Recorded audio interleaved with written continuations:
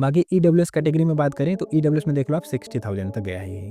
Triple आईटीज़ में जा रहे हैं तो क्यों जा रहे हैं? आपको डेफ़िनेटली जॉब चाहिए तो 10 सीजीपीए बनेगा, 81 आया तो 9 सीजीपीए बनेगा। से नमस्कार दोस्तों, आज की इस वीडियो में हम बात करने वाले हैं जेईई मेंस 2025 ट्रिपल आईटीज़ के लिए क्या कट ऑफ रहने वाला है and what is the minimum rank required for you to get into the admission into triple ITs college in India. दोस्तों बात करें अगर तो अपने इंडिया में टोटल 26 ट्रिपल आईटी के कॉलेज हैं। उनमें से 15-16 तो लास्ट डिकेड्स में खुले हैं, मीन्स न्यू कॉलेज है, न्यू ट्रिपल आईटीज़ फॉर्म हुई हैं। और मार्क्स वर्सेस परसेंटाइल क्या है देखो, सब एक वीडियो में बात करेंगे। बस आपको पूरा वीडियो को ध्यान से देखना है। ये देखो मार्क्स वर्सेस परसेंटाइल यहाँ पे मैंने लिख रखा है और उस परसेंटाइल के बेसिस पे अपना रैंक आप कैसे निकालेंगे वो भी मैंने फॉर्मूला लिख रखा है। तो सारा चीज़ एक ही वीडियो में बात करेंगे। प्लस मैं डेटा लूँगा 2024 का और 2023 का डेटा मुझे याद है। मैंने उस टाइम पे कॉलेज में एडमिशन लिया था तो 2023 का तो मैं आपको बता दूँगा। 2024 का डेटा यहाँ पे देखो डिस्प्ले हो जाएगा। ये रहा, सेंट्रल सीट एलोकेशन बोर्ड में जाएँगे तो यहाँ पे डेटा आपको दिख जाएगा। ये देखो यहाँ पे सीसैट स्पेशल राउंड में opening and closing rank. CSAT की बात करेंगे क्योंकि आप जानते हैं कि हमारा 2 काउंसलिंग का राउंड चलता है, एक जोसा और एक सीसैट। जोसा में 6 राउंड होते हैं और सीसैट में आपके 2 राउंड होते हैं। तो मैं लास्ट जो सेकंड राउंड होता है ना जोसा का, उसका डेटा लूँगा और उसका डेटा आपके सामने मैं रिफ्लेक्ट करूँगा, बताऊँगा। तो चलिए शुरू करते हैं इस वीडियो का। देखिए ध्यान से देखना इस वीडियो को क्योंकि इम्पोर्टेंट बहुत ज़्यादा है और एक भी सेकंड स्किप हुआ तो फिर गए आप। देखो ट्रिपल आईटी हैदराबाद सबसे टॉप पे आता है और मैंने यहाँ पे एनआईआरएफ रैंकिंग भी ले रखी है। ये रहा आपका एनआईआरएफ स्कोर और एनआईआरएफ रैंक करता है ये 55 पे। अब अगर आपको पता होगा एनआईआरएफ रैंकिंग क्या होती है तो ये सारे क्राइटेरिया को दिमाग में रखते हुए एनआईआरएफ रैंकिंग दी जाती है। जो भी एनआईआरएफ की टीम होती है वो कॉलेज में विजिट करती है, हर एक चीज़ देखती है, प्लेसमेंट सेल कैसा है वहाँ का और एलुमनाई नेटवर्क कैसा है, इंफ्रास्ट्रक्चर डेवलप है कि नहीं, टीचिंग कैसी है, ये सारी चीज़ें देख के तब एनआईआरएफ रैंकिंग कॉलेज को दी जाती है। और उसके बाद देखेंगे ट्रिपल आईटी बैंगलोर 74 पे, फिर ट्रिपल आईटी दिल्ली 75 पे, ठीक है? ऐसे चलते जा रहा है ये। रैंक लिस्ट मैंने बना के दे दी है आपको, टॉप टू बॉटम तक। अच्छा, बहुत सारे कॉलेज की ना एनआईआरएफ रैंकिंग नहीं दी जाती है। क्यों? देखो यहाँ पे जैसे लिखा है not rank, not rank, not rank. तो इसलिए कि ये कॉलेज पार्टिसिपेट ही नहीं करेंगे एनआईआरएफ रैंकिंग में। पहला क्राइटेरिया ये होगा कि पार्टिसिपेट नहीं किए थे। दूसरा ये है कि अभी डेवलपिंग फेज़ में है ये डेवलपिंग फेज़ में है। मीन्स इनके पास अभी खुद का कैंपस नहीं है, ऐसा हो सकता है, इंफ्रास्ट्रक्चर इनका डेवलप नहीं है और ये सारी चीज़ें, एलुमनाई नेटवर्क नहीं सही से बना है या फिर प्लेसमेंट रिकॉर्ड अभी थोड़ा ठीक नहीं है। तो इस वजह से ये पार्टिसिपेट नहीं करते हैं एनआईआरएफ रैंकिंग में और इनकी एनआईआरएफ रैंकिंग आपको डिस्प्ले यहाँ पे नहीं होगी इसी वजह से। अब देखो बात करते हैं, देखो 2 क्राइटेरिया रहता है कि हम एनआईटी में एडमिशन लें या फिर ट्रिपल आईटी में। क्योंकि देखो, जो आपका रैंक आता है ना, सपोज़ करो आपका 95 परसेंटाइल बना और उस हिसाब से आपकी रैंक बन गई 50 से 60 हज़ार के बीच में आपकी रैंक आ रही है। तो उस केस में आप एनआईटी में भी एडमिशन ले सकते हैं और ट्रिपल आईटी में भी एडमिशन ले सकते हैं। तो अब वहाँ पे डिसाइड करना थोड़ा मुश्किल हो जाता है, तो मैं क्लैरिटी दे दूँगा, सारा चीज़ मैं बता दूँगा। पहले अगर देखो, अब मैं यहाँ पे एक चीज़ दिखा देता हूँ आपको पहले। देखो सबसे लास्ट में जो यहाँ पे ट्रिपल आईटी आ रहा है, सोनीपत के बाद मणिपुर, लखनऊ, फिर ये रहा धनबाद, पुणे, भोपाल, अगरतला, नागपुर। सबसे लास्ट में देखो ये ट्रिपल आईटी भागलपुर। अच्छा, फ़ीस भी ट्रिपल आईटीज़ का बहुत ज़्यादा रहता है। मिनिमम जो फ़ीस रहती है, मिनिमम एकदम बता रहा हूँ, 90,000 से ही स्टार्ट होता है ये फ़ीस। ठीक है, ट्रिपल आईटीज़ का फ़ीस 90,000 से ही स्टार्ट होता है पर सेमेस्टर। ट्यूशन फ़ी आपका, हॉस्टल का अलग लगेगा, खाने का अलग लगेगा। ये ओनली ट्यूशन फ़ी है पर सेमेस्टर। मीन्स अगर आप बात करेंगे 1 साल की तो एग्ज़ाम फ़ी ले दे के सब पहुँच जाता है 2 लाख तक। ये 1 साल का हुआ फ़ी। ओनली ट्यूशन फ़ी आपका, कॉलेज का फ़ी। उसके बाद हॉस्टल और खाने का जब इंक्लूड करेंगे तो वो अप्रॉक्सिमेट 60 के लगता है। ठीक है, मैं बता रहा हूँ क्योंकि अपना सारे कॉलेज में कॉन्टैक्ट है। तो उस बेसिस में बता रहा हूँ, देखो खाने का और रहने का ये तो 90 के हो गया, खाने का रहने का 60 के टोटल आप ऐड कर लो। इस बेसिस पे लगभग आपका चला जाता है 170। ठीक है, इतना चला जाता है पर सेमेस्टर का खर्चा। इंटू 2 कर दो 2 सेमेस्टर का और इंटू 4 कर दो। 2 करने के बाद फिर 4 करना तो निकल जाएगा साल का पूरा, जितना आता है। ठीक है, तो अभी देख लेते हैं न्यूएस्ट जो ट्रिपल आईटीज़ बनी है वो कौन-कौन सी हैं। न्यूएस्ट में अगर आप बात करेंगे तो 16 हैं। देखो 2024 में 14 में ये बना था ऊना वाला, वडोदरा वाला 2013 में, कोटा वाला 2013 में, तो ये न्यूएस्ट है थोड़ा, ठीक है। भागलपुर भी न्यूएस्ट है, 2017 में एस्टेब्लिश हुआ है।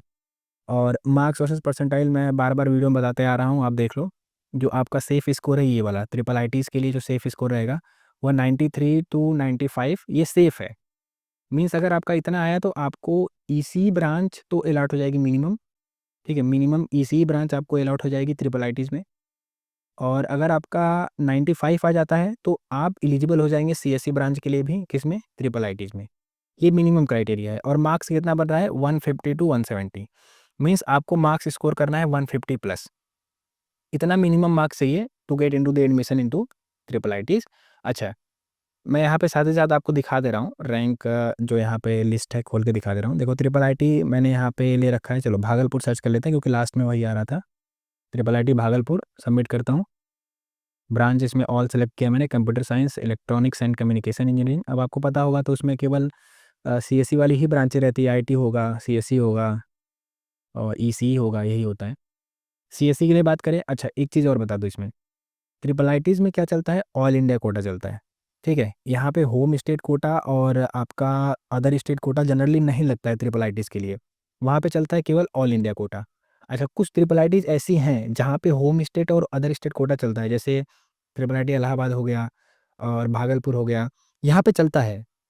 लेकिन जो आपका सिस्टम है ऑल इंडिया और होम स्टेट कोटा वाला, तो होम स्टेट और अदर स्टेट कोटा में भी आपका 50% जो रहेगा वो आपका रहेगा, होम स्टेट कोटा रहेगा 50% और अदर स्टेट का जो कोटा रहता है वो भी रहता है आपका 50%। सिस्टम ऐसा ही रहता है। ठीक है, ग्वालियर हो गया, यहाँ पे इस ट्रिपल आईटी में ऐसे ही ऑल इंडिया होम स्टेट और अदर स्टेट का कोटा चलता है। और बाकी मैक्सिमम ट्रिपल आईटीज़ में ऑल इंडिया कोटा चलता है, जैसे कि आईआईटी में चलता है। आईआईटी में भी अगर बात करें तो वहाँ पे भी ऑल इंडिया कोटा चलता है, कोई होम स्टेट और अदर स्टेट का बेनिफिट नहीं रहता है। ठीक वैसे ही इसमें भी रहता है ट्रिपल आईटीज़ में। अब यहाँ पे देखें, अगर ओपन में जेंडर न्यूट्रल, अब दो चीज़ें हैं, एक तो है जेंडर न्यूट्रल, दूसरा है female super numeracy. Female super numeracy में मतलब ऐसा रहेगा कि केवल फीमेल की ही सीटें हैं, वो फीमेल के लिए रिजर्व सीटें हैं, तो उसमें लड़कियां ही जाएंगी। तो यहाँ पे देखो कंप्यूटर साइंस में ओपन में जेंडर न्यूट्रल की बात करें, ओपन मतलब जनरल कैटेगरी, कितना गया है, ओपनिंग रैंक है 49,000 और क्लोजिंग रैंक है 52,000। ये आप देख लो, 52,000 रैंक लाने के लिए आपको स्कोर करना पड़ेगा लगभग 96 परसेंटाइल। अब के क्राइटेरिया के हिसाब से 96 टू 96.5 तक स्कोर करेंगे तो आपका बन जाएगा 52,000 रैंक अप्रॉक्सीमेट आ जाएगा। ठीक है, इसके लिए। बाकी ईडब्ल्यूएस कैटेगरी में बात करें तो ईडब्ल्यूएस में देख लो आप 60,000 तक गया है ये। ठीक है, कैटेगरी बेनिफिट लगता है। ओबीसी एनसीएल की बात करें तो ये गया है 69,000 तक। और एससी कैटेगरी की बात करें कंप्यूटर साइंस में ही, तो ये गया है 2,45,000। एससी कैटेगरी के लिए बहुत बेनिफिट रहता है भाई। और अगर एसटी कैटेगरी की बात करोगे कंप्यूटर साइंस में ही, तो ये देख लो 3,95,000 गया है। दो चीज़ें रहती है, एक तो इतना फ़ी कोई एफर्ट नहीं कर पाता जल्दी, हालांकि देखो आपको लोन भी आराम से मिल जाता है अगर आप ट्रिपल आईटीज़ में एडमिशन के लिए जा रहे हैं।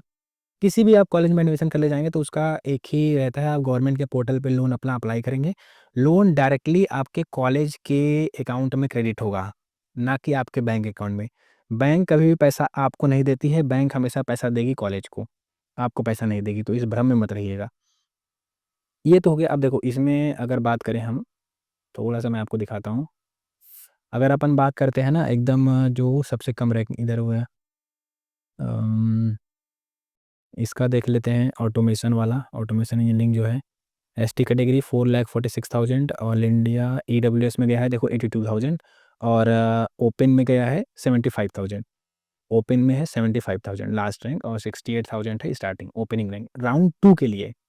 तो अब यहाँ पे अगर हम बात करें इस खासकर ब्रांच के लिए, क्योंकि है ट्रिपल आई टी, टैग तो लग गया ट्रिपल आई टी का, आपने एडमिशन में ले लिया, तो इस पर्टिकुलर ब्रांच के लिए जो कि है आपका 75 के रैंक अप्रॉक्सीमेट बन रहा है, तो ये आपका बन जाएगा 94 टू 95 के बीच में रहेगा, तब भी बन जाएगा। ठीक है, और 93 भी कुछ कुछ ऐसे कॉलेज है जहाँ पे उनमें एडमिशन हो जाएगा। धीरे धीरे रैंक बढ़ती है, ठीक है, ये रैंक बढ़ती है, ये ध्यान रखिएगा, रैंक बढ़ती है। जैसे मैं आपको डेटा दिखा दूँ, ट्रिपल आई टी, चलो कल्याणी का दिखाते हैं डेटा आपको। कल्याणी वेस्ट बंगाल में है, हालांकि ट्रिपल आई टी कल्याणी के पास उसका खुद का कैंपस अभी नहीं है, बन रहा है, बन जाएगा इस साल।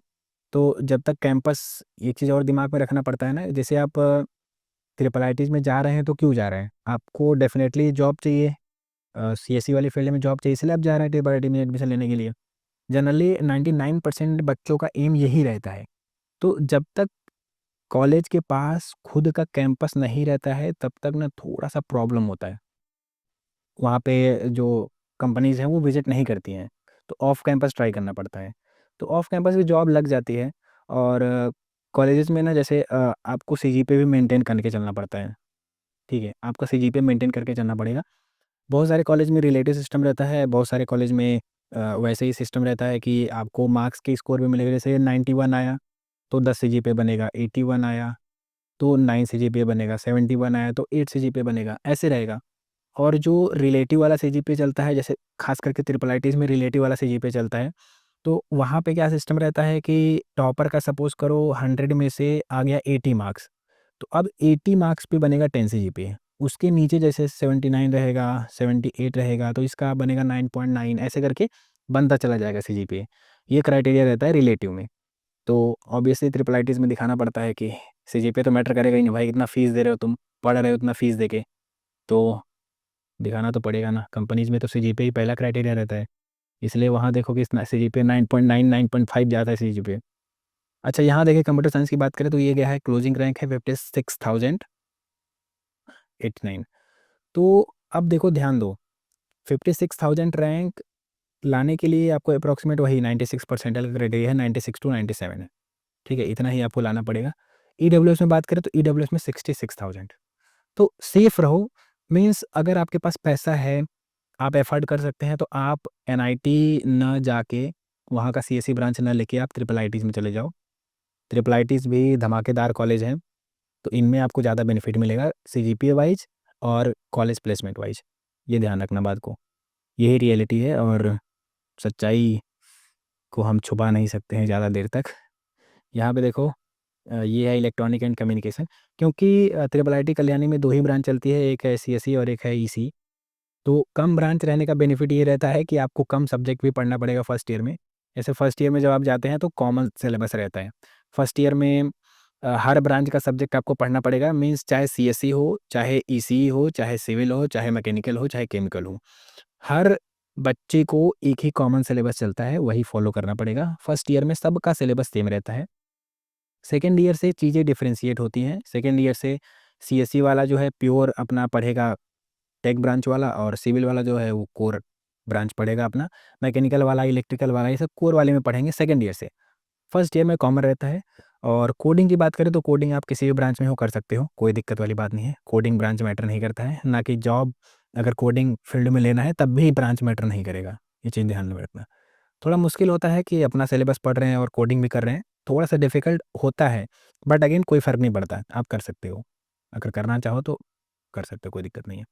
तो यहाँ पे देख लो रैंक, अगर हम बात करें एससी कैटेगरी में, ऑल इंडिया कोटा देखो यहाँ भी लगा है, मैं बार-बार कह रहा हूँ ऑल इंडिया कोटा लगता है। तो इसमें एससी कैटेगरी में कितना है, 2,46,000 है क्लोजिंग रैंक। और ईसीई के लिए अगर बात करें ईडब्ल्यूएस में ईसी, तो ये 74,000। ये थोड़ा अच्छा ट्रिपल आईटी है भाई, इसलिए थोड़ा जाता है, ठीक है। तो इलेक्ट्रॉनिक एंड कम्युनिकेशन की बात करें तो ओपन कैटेगरी में गया है 66,000, देख लो। ट्रिपल आईटी भागलपुर में गया था आपका ईडब्ल्यूएस कैटेगरी में सीएसई ब्रांच 66,000। यहाँ पे देखो ईसी में जा रहा है, मैं सर ब्रांच ईसी है उसमें जा रहा है। अभी कंप्यूटर साइंस में अगर बात करेंगे ईडब्ल्यूएस का, तो लगभग यहाँ पे भी गया है 66,000। और ओबीसी एनसीएल की बात करें तो 76,000, 66,641 है कंप्यूटर साइंस में। और यहाँ पे है आपका ईसी में 74,000 है ईसी में। फीमेल के लिए है 64,000 और ओपन कैटेगरी में 66,000। ये ओपन है, ईडब्ल्यूएस की बात अलग है। यहाँ पे ओपन में है 56,000 और वहाँ है 66,000 ईसी में, सेम कॉलेज में, ठीक है। तो ऐसा सिस्टम रहता है। अब आप मान के चलो कि मुझे टारगेट बनाओ कि 150 प्लस स्कोर करना है। अगर मैं टारगेट कर रहा हूँ ट्रिपल आईटीज़ को, अगर आपका टारगेट ट्रिपल आईटीज़ है तो आप 150 प्लस स्कोर सेट करके चलो। अप्रैल अटेम्प्ट में आपका जितना भी आ रहा है, 120 आ रहा है, 130 आ रहा है, देखो थोड़ी सी अगर आप मेहनत कर दोगे तो आप इस लेवल को अचीव कर लोगे। और जहाँ आपने 150 स्कोर करा, आपको ढेर सारी ट्रिपल आईटीज़ में सीएसई का ऑप्शन मिल जाएगा। बहुत सारी ट्रिपल आईटीज़ आपके लिए खुल जाएंगी, वहाँ पे आप सीएसई में एडमिशन ले सकते हैं। और ट्रिपल आईटीज़ की बात ही अलग है भाई, जाओगे कॉलेज में तब पता चलेगा। अच्छा रहता है सिस्टम, कॉलेज का माहौल काफ़ी अच्छा रहता है, ठीक है। तो कॉलेज जाओ, बट अच्छे कॉलेज में जाओ, ठीक है। थोड़ा-सा मेहनत कर दो अप्रैल अटेम्प्ट के लिए, अभी आपका समय है, तो मेहनत कर दो। मिनिमम क्राइटेरिया मैंने आपको बता दिया 150 प्लस, ये आपका टारगेट होना चाहिए।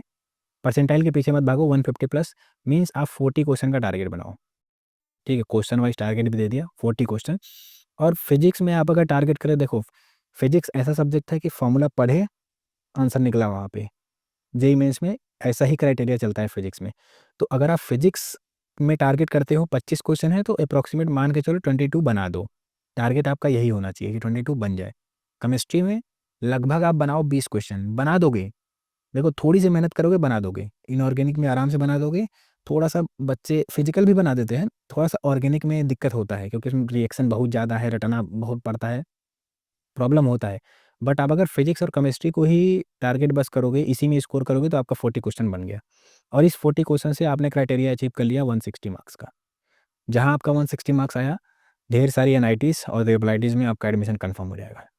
टॉप की नहीं बात कर रहा हूँ, लेकिन अच्छी एनआईटीज़ और अच्छी ट्रिपल में आपका एडमिशन हो जाएगा। और देखो इसके अलावा भी बहुत सारे कॉलेज हैं, जैसे जीएफटीआई हो गए। जीएफटीआई भी अपने आप में अच्छा कॉलेज माना जाता है। इसमें भी अगर आपको एडमिशन लेना है तो आप जा सकते हैं, कोई दिक्कत वाली बात नहीं है। बाकी और किसी चीज़ पे अगर आपको वीडियो चाहिए तो आप कमेंट करो, मैं उस पे वीडियो बनाऊँगा। अगर आपको किसी चीज़ से डर लग रहा है, मार्क्स आपका इतना आ रहा है, परसेंटाइल कितना बनेगा, तो आप कमेंट कर दो, मैं बता दूँगा कितना परसेंटाइल बन सकता है। जीएफटीआई पे वीडियो चाहिए तो कमेंट करो जीएफटीआई। और अगर ब्रांच वर्सेस कॉलेज पे वीडियो चाहिए तो कमेंट करो ब्रांच वर्सेस कॉलेज, मैं उस पे डेफिनेटली वीडियो लेके आऊँगा आपके लिए। बाकी पढ़ते रहिए,